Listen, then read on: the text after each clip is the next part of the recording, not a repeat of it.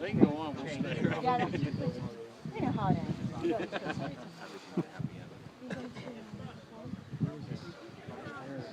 Troy, can we come back in through here with the national? Anytime you like, yeah. Oh, okay.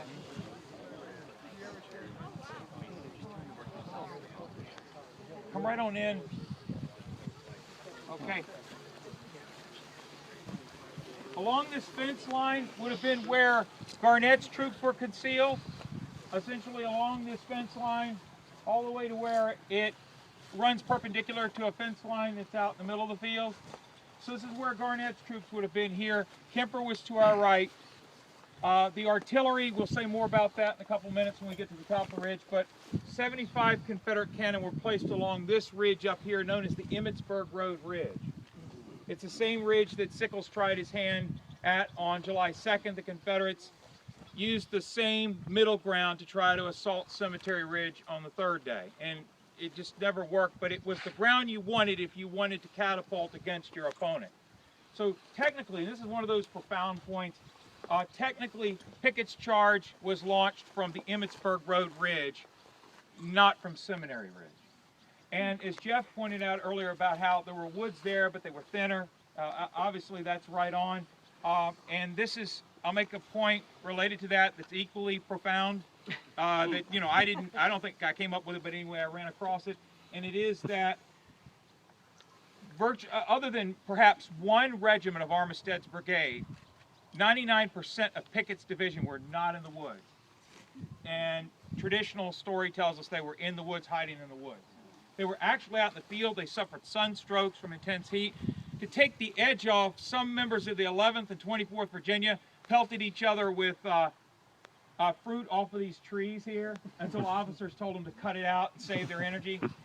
When the cannonade started, the worst place for anyone in this charge to be was over here with Kemper, the 3rd, the 11th, 24th Virginia. Those units over there were catching the overshots from Hazard's guns, 2nd Corps, that were coming in and flying over the top of this rim here where Alexander's guns were, and the overshots were landing, coming in diagonally from Cemetery Ridge.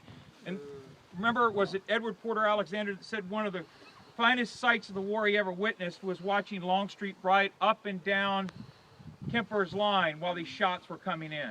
He was trying to brace them the way Hancock was doing the same over on Cemetery Ridge. So now Jeff's going to step in at this point. Well, I just want to, on the cannonade thing, just a couple kind of quotes. Mostly both of them, but to get an idea. 8th Alabama out here. The very air seemed as if it was about to take fire. The artillerists seemed like weird specters of the damned in the place of departed spirits plying the hellish work of destruction. So he must have been consumed with hell at the current moment. Another Alabamian wrote, when the heavens are rolled together as a scroll in the last days, I doubt whether it will present a more awe-inspiring sight. A North Carolina soldier, it was asked today, why Pickett's? One of the things about Pickett's charge, it occurs in a theater, you know, a panorama.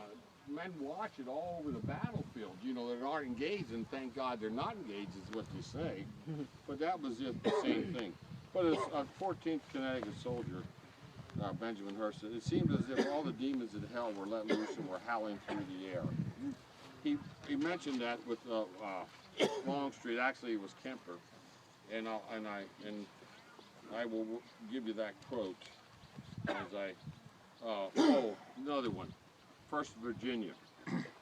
Orders were to lie as closely as possible to the ground, and I, like a good soldier, never got closer to the earth than on the present occasion.